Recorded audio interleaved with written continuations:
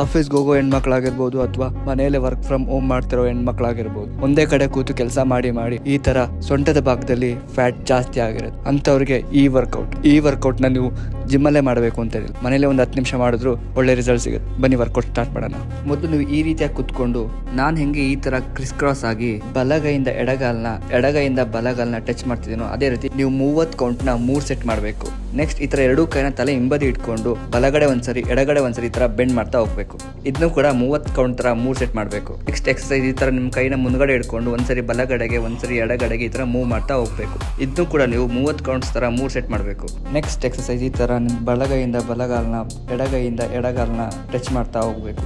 ಇದನ್ನು ಕೂಡ ನೀವು 30 ಕೌಂಟ್ಸ್ ತರ 3 ಸೆಟ್ ಮಾಡಿ. ನೆಕ್ಸ್ಟ್ ಎಕ್ಸರ್ಸೈಸ್ ಈ ತರ ಕಾಲನ್ನ ಮುಂದೆ ಇಟ್ಕೊಂಡು ಒಂದು ಕೈನ ತಲೆ ಹಿಂಭಾಗ ಇಟ್ಕೊಂಡು ಈ ರೀತಿ ನಿಮ್ಮ ಮೊಣ ಕೈನ ಮಂಡಿ ಹತ್ರ ಟಚ್ ಮಾಡಿ. ಇದನ್ನು ಕೂಡ 30 ಕೌಂಟ್ಸ್ ತರ ಎರಡೂ ಕಡೆ 3 ಸೆಟ್ ಮಾಡಿ. ನಮ್ಮ ನೆಕ್ಸ್ಟ್ ಎಕ್ಸರ್ಸೈಸ್ ಈ ತರ ಕೈ ಇಟ್ಕೊಂಡು ಒಂದ್ಸಾರಿ ಬಲಗಡೆಯಿಂದ ಎಡಗಡೆಯಿಂದ ಬಲಗಡೆಗೆ ಟರ್ನ್ ಮಾಡ್ತಾ ಹೋಗಿ. ಇದನ್ನು ಕೂಡ 30 ಕೌಂಟ್ಸ್ ತರ 3 ಸೆಟ್ ಮಾಡಿ. ಈ ಎಲ್ಲ ಎಕ್ಸರ್ಸೈಸ್ ನ ಬೆಳಗ್ಗೆ ಮಾಡೋದ್ರಿಂದ ಮತ್ತೆ ಇದ್ರ ಜೊತೆ ಒಂದು ಒಳ್ಳೆ ಡಯಟ್ ನ ಫಾಲೋ ಮಾಡೋದ್ರಿಂದ ನಿಮ್ಗೆ ಒಳ್ಳೆ ರಿಸಲ್ಟ್ ಸಿಗುತ್ತೆ.